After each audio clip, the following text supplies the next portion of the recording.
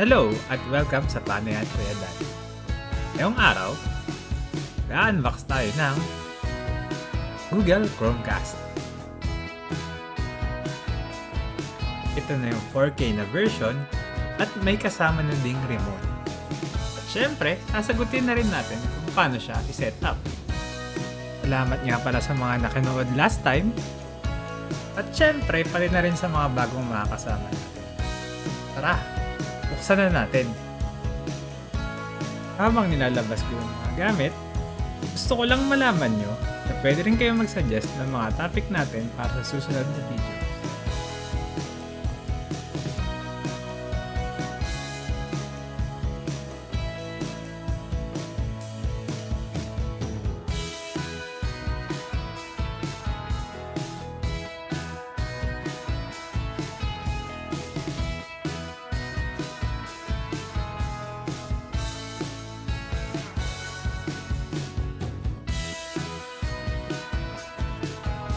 Ito yung mga items sa loob. USB Type-C cable,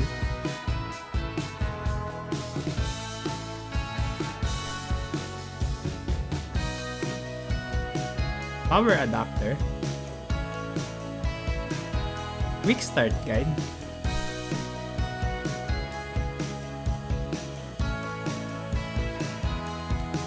at dalawang box.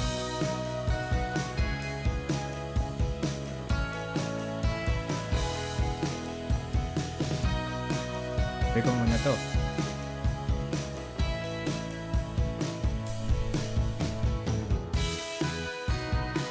Buksan natin yung dalawang box.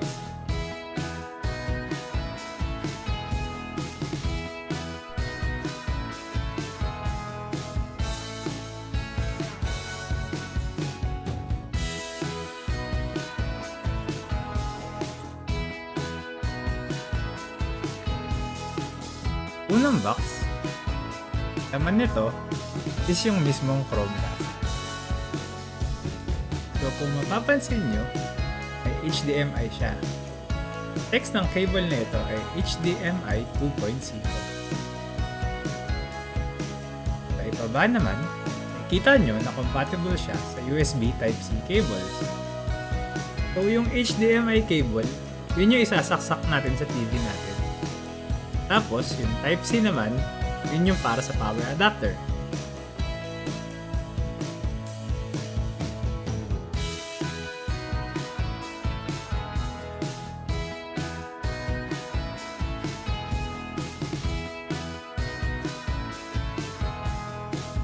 Sa ikalawang box, dito na natin makikita yung remote. Mula sa taas, nakikita nyo dito yung directional buttons, OK button, back button, Google Assistant, home, mute, dedicated YouTube and Netflix, tapos may power button sa ilalim. Nandun na rin nakalagay yung mic.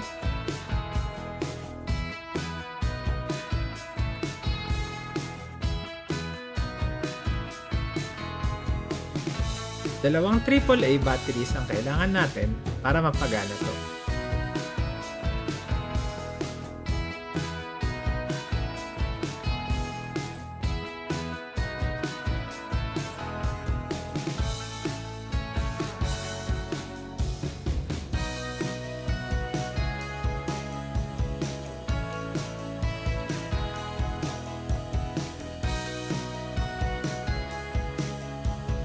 Bale, ganito yung magiging itsura niya pag naisaksak nyo na yung Type-C cable.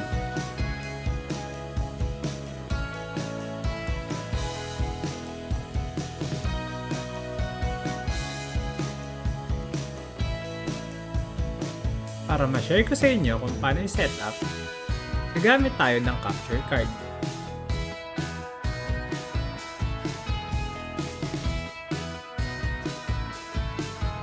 Ito, yung USB port na diretso sa PC natin.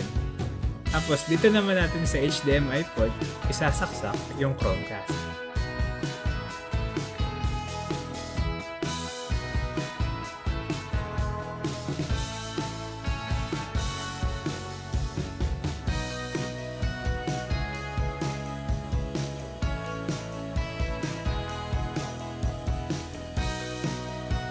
Since kakailanganin natin yung remote sa pag-setup, naganda ako ng dalawang AAA batteries.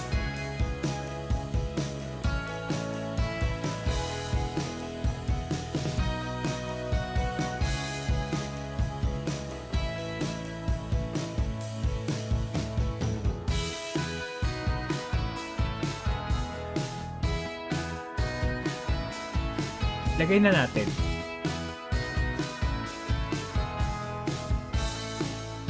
Pag nakabit nyo na yung battery, sundin nyo lang yung instructions sa screen. Pindutin at huwag agad bitawan ang back button at ang home button.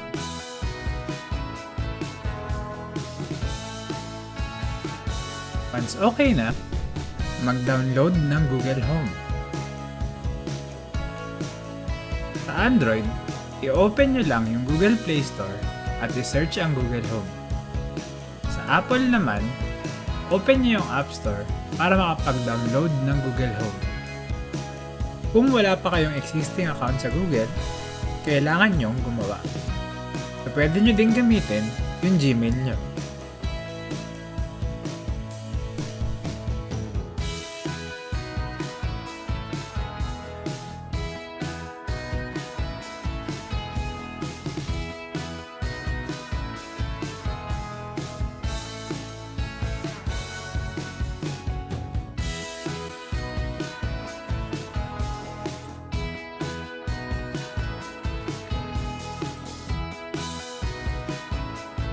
Pag nalagyan nyo na yung account nyo, kailangan nyo i-on yung Bluetooth para makakonect yung app sa Chromecast.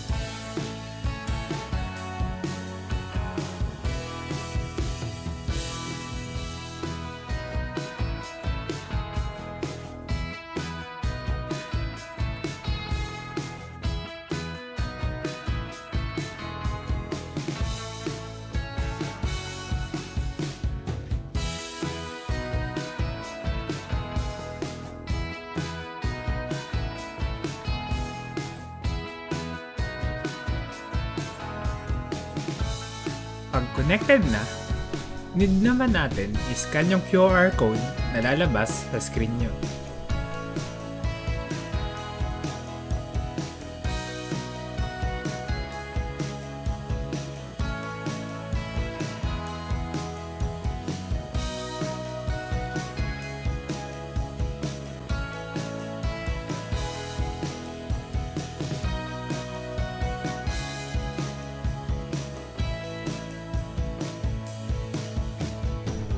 Mag-notify si Google na connected na yung app at yung Chromecast.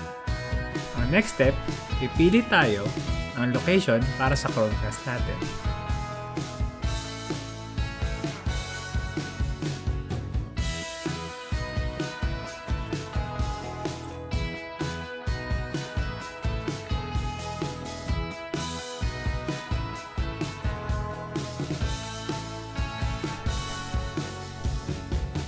After maset yung location, i-connect naman natin si Chromecast sa Wi-Fi natin.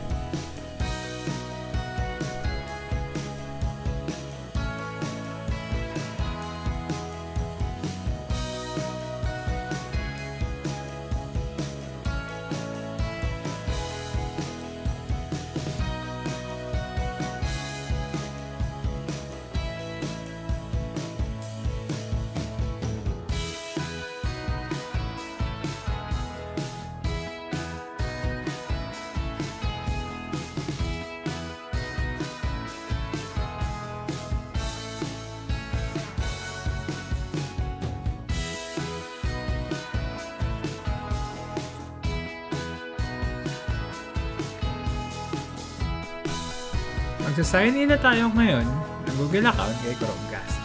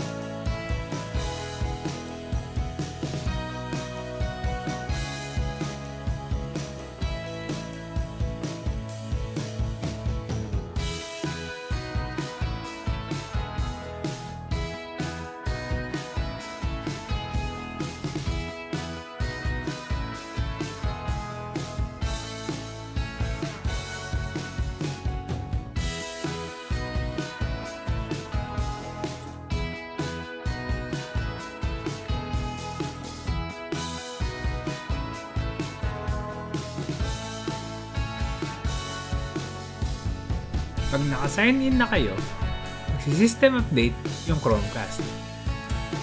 Ayan, tapos na tayo.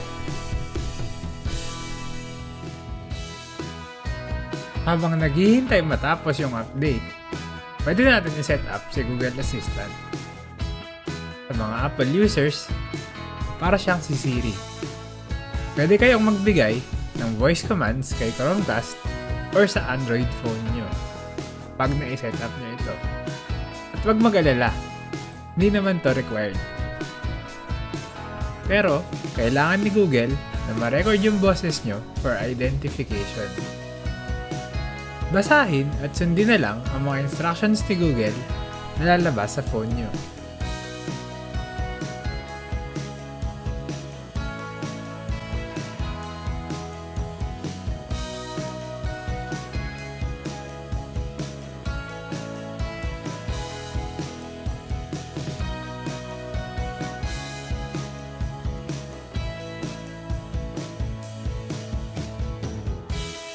Kung may mga subscriptions kayo, tulad ng YouTube, Spotify, at Netflix, pwede niyo siyang iset para alam ni Google Chromecast yung mga i-recommend niyang content.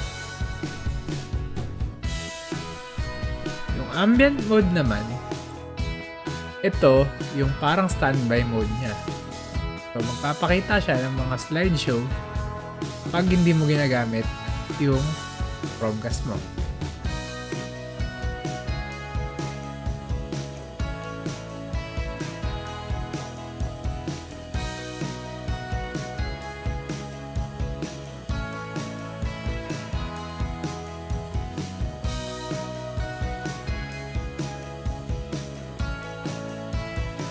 Hintayin natin siyang matapos mag-system update.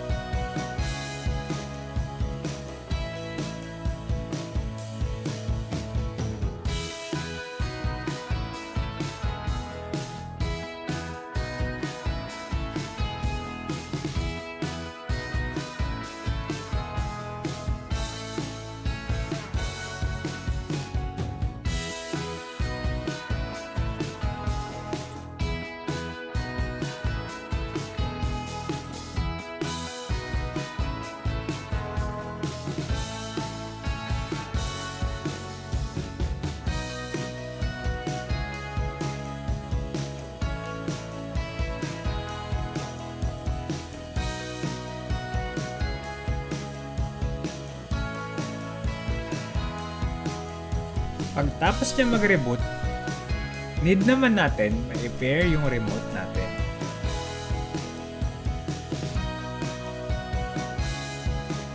Pwede nating i-pair yung volume controls ng remote natin sa TV, soundbar, or AV receiver.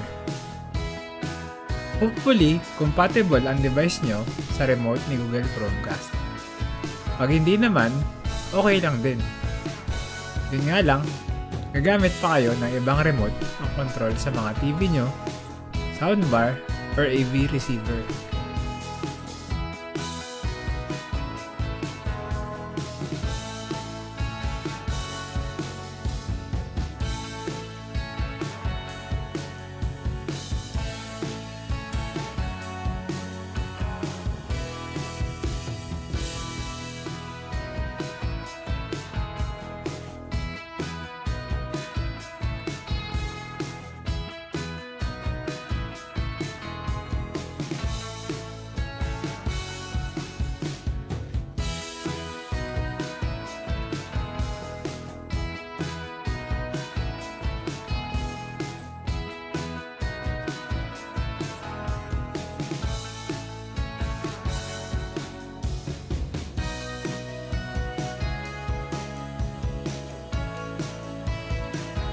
Kaya rin ma-pair ni Chromecast yung power button sa remote.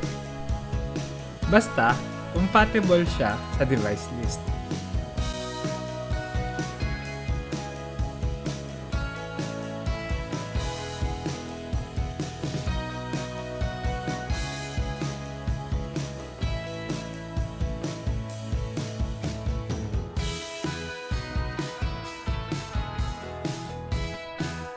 Pagtapos ng lahat ng yon, pwede mo nang ma-enjoy at ma-explore ang Chromecast mo. Kung meron pa kayong tanong para kay Kuya Dan, comment down below. Sasagutin natin yan. Kung nagustuhan nyo ang video na ito, please like and share. At kung hindi naman, comment nyo rin para mabago natin.